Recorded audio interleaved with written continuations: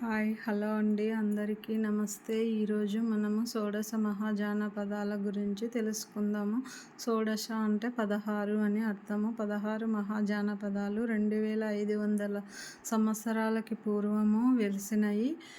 వేదకాలం తర్వాత సింధు నాగరికత నశించిపోయిన తర్వాత ఈ 16 మహాజానపదాలు అభివృద్ధి చెందినవి. ఈ 16 మహాజానపదాలు వాటి ప్రాంతాలు ఎక్కడెక్కడ వెలసినాయి, ఆ ప్రాంతాల గురించి, పరిపాలన, వివిధ విషయాల గురించి మనము తెలుసుకుందాము. షోడశ మహాజానపదాల్లో మొదట వాయువ్య ప్రాంతంలో గాంధార, దీని రాజధాని తక్షశిల, కాంబోజ, దీని రాజధాని భోజపురము. ఇవి రెండు కూడా వాయువ్య ప్రాంతంలో పాకిస్తాను, ఆఫ్ఘనిస్తాన్ సరిహద్దు ప్రాంతాల్లో, హిందూకుష్ పర్వతాలకు, జమ్మూ కాశ్మీర్ సరిహద్దు ప్రాంతాల్లో వెలిసినవి. ఉత్తర భారతదేశంలో అలాగే భారతదేశం మధ్యలో పంజాబ్, హర్యానా, చండీగఢ్ ప్రాంతాల, హిమాచల్ ప్రదేశ్ సరిహద్దు ప్రాంతాల్లో కురు అనే మహాజానపదం వెలిసినది. కురు రాజధాని వచ్చేసి ఇంద్రప్రస్థ హస్తినాపురము. ఆ తర్వాత ఎక్కువ కూడా ఉత్తరప్రదేశ్ ప్రాంతంలో ఎక్కువ మహాజానపదాలు వెలిసినాయి. ఉత్తరప్రదేశ్లో మొదట మధుర రాజధాని వచ్చేసి సురసేన, ఆ తర్వాత పాంచాల, దీని రాజధాని వచ్చేసి అచిత్రాపురము, ఆ తర్వాత కోసల, దీని రాజధాని శ్రవస్తి, మల్ల, దీని రాజధాని కుషినార. అలాగే ఉత్తరప్రదేశ్ మధ్య భాగంలో వస్తా కౌసంబి, దీని రాజధాని వచ్చేసి రాజధాని కౌసంబి, ఇది ప్రస్తుత అలహాబాద్ ప్రాంతము వస్తుంది. మల్లా కుషినార వచ్చేసి గోరఖ్పూర్ ప్రాంతము వస్తుంది. మధుర వచ్చేసి శ్రీకృష్ణునికి సంబంధించినటువంటిది. కోసల వచ్చేసి శ్రీరామునికి సంబంధించినటువంటిది. అలాగే కాశీ వచ్చేసి పరమశివునికి సంబంధించినటువంటిది. జ్యోతిర్లింగాలలో ఒకటైనటువంటి కాశీ విశ్వనాథునికి సంబంధించిన. కాశీ వచ్చేసి గంగా నది ఒడ్డున వెలసినది. కురు వచ్చేసి యమునా నది ఒడ్డున వెలసినది.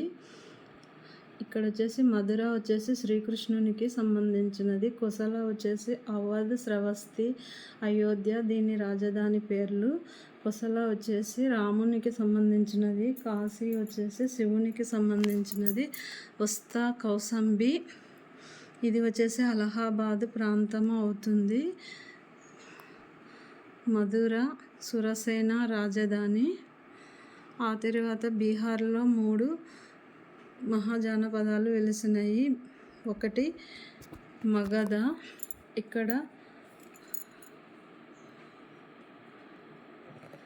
ఇక్కడ మగధ వస్తుంది. ఇక్కడ మగధ పాటలీపుత్రం రాజగృహం, దీని రాజధాని. దీని తర్వాత బీహార్లో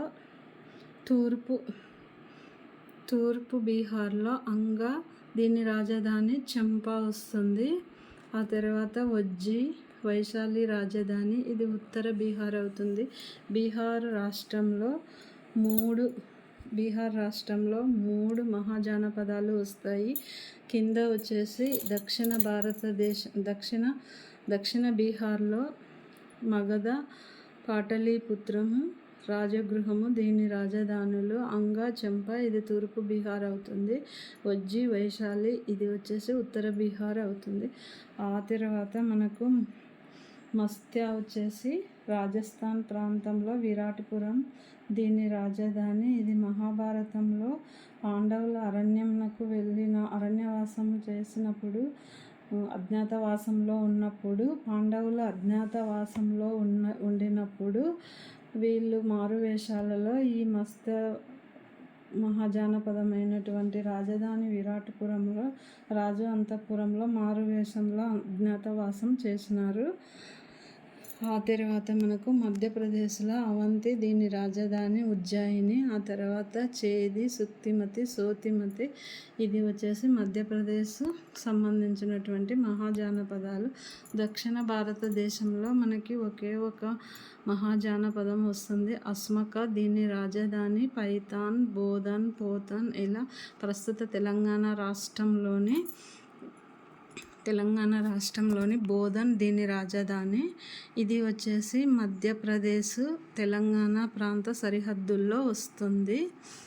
ఈ 16 మహాజానపదాల్లో కూడా కొన్ని రాచరిక వ్యవస్థకు సంబంధించినవి అయితే కొన్ని గణతంత్ర రాజ్యాలకు సంబంధించినవి, కొన్ని గణతంత్ర రాజ్యానికి సంబంధించినవి అయితే మిగిలినవన్నీ కూడా రాచరిక వ్యవస్థను కలిగి ఉన్నాయి. గణతంత్ర వ్యవస్థను కలిగినటువంటివి మల్లా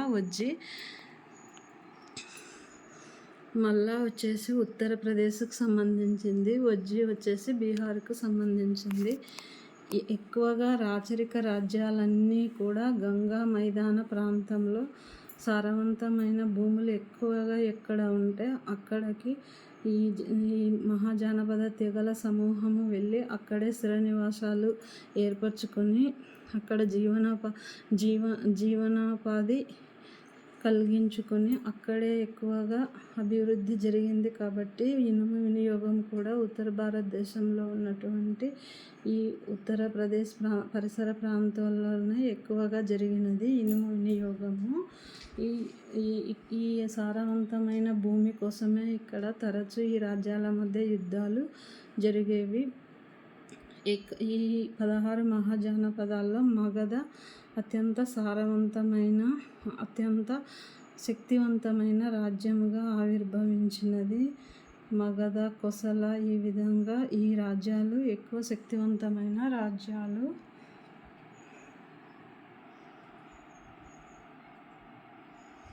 అలాగే కుషినారా మల్లా మహాజానపదముకు సంబంధించినటువంటి కుషినారా రాజధాని బుద్ధునికి మహావీరునికి సంబంధించినది. కుషినారా ప్రాంతంలో బుద్ధుడు మహానిర్యాణం పొందితే పావాపురిలో మహావీరుడు నిర్యాణం పొందాడు. కుషినారాలో బుద్ధుడు మరణించాడు, పావాపురిలో మహావీరుడు నిర్వాణం చెందాడు. ఈ 16 మహాజానపదాల్లో కూడా 14 మహాజానపదాలు రాచరిక వ్యవస్థను కలిగి ఉంటే 2 మాత్రమే గణతంత్ర వ్యవస్థను కలిగి ఉన్నాయి. వీటిలో ఈ రాచరిక రాజ్యాలన్నీ కూడా వంశపారంపర్యంగా పాలన కొనసాగించేవి.